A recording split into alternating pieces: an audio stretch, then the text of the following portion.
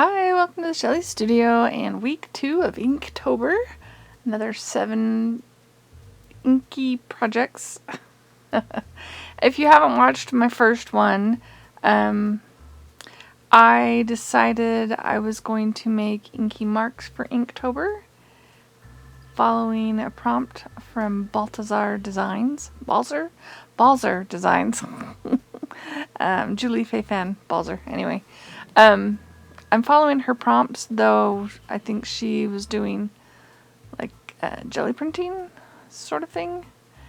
But the first prompt was stripes, so I found a piece of corrugated cardboard that I had created or used before, and yeah, I like that one. I think it's kind of cool. I mean, these are all going to be collage.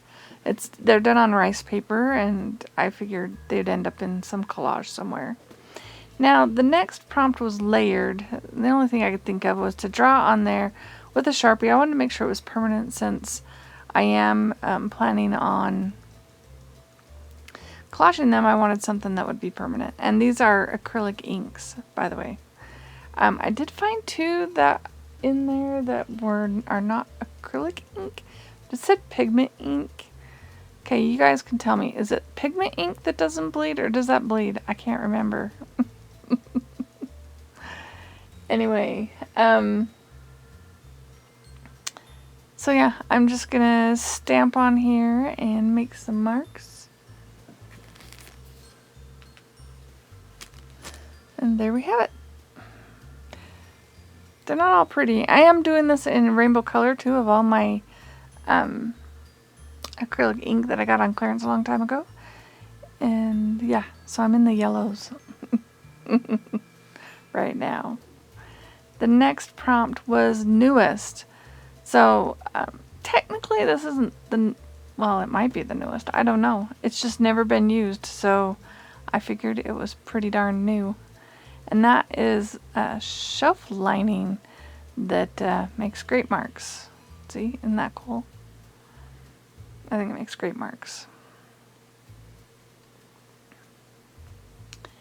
And then the next prompt was green. And since I'm doing these in color order, I didn't want to skip the color order.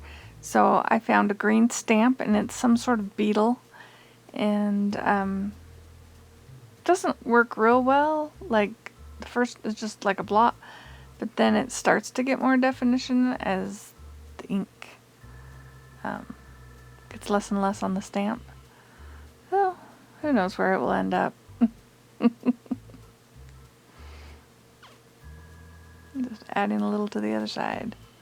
See, so you can sort of see that beetle shape in there. So the next one was hand carved, and this is just a piece of foam that I cut out some divots, and I actually used it to draw lines on the gel plate.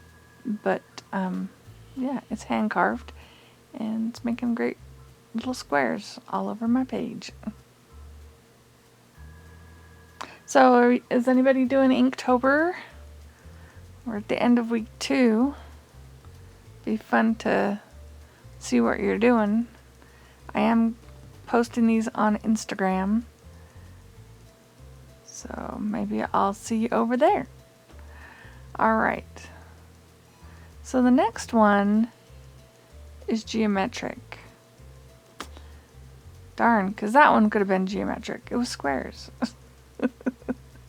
So I have a piece of plastic canvas that is rectangular. And these yellows are pretty light, so it might be a little hard to see.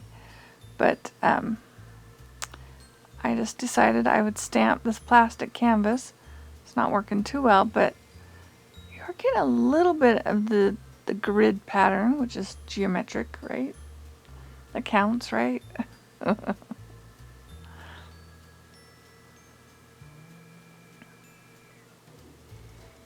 I think I have a couple more yellows to go. At least one more yellow. So there's that one. No idea where I'm going to use these guys. So if you ask me, I don't know, but you can give me suggestions. Alright, Let's see. The next one was foam, and I have these foam stamps that I got, you know, in the kids section. So, and I've never used. So this one is a flower pattern. Figured I would stamp that one. And that is day 14. So that is the end of week 2's pages. Now when I'm cleaning this up, I've been using copy paper to clean them up. So I do a little flip through here, and then I'll show you the cleanup pages at the end. So here we go. Not like I didn't show you pictures of them all already. But I hope you're liking this. I hope it gives you ideas of something you could do. And if you know what I should do with them, hey, shout it out. I'd like to hear it. And I like my cleanup paper. Anyways, I hope you enjoyed this. Thanks for watching. Have an awesome day.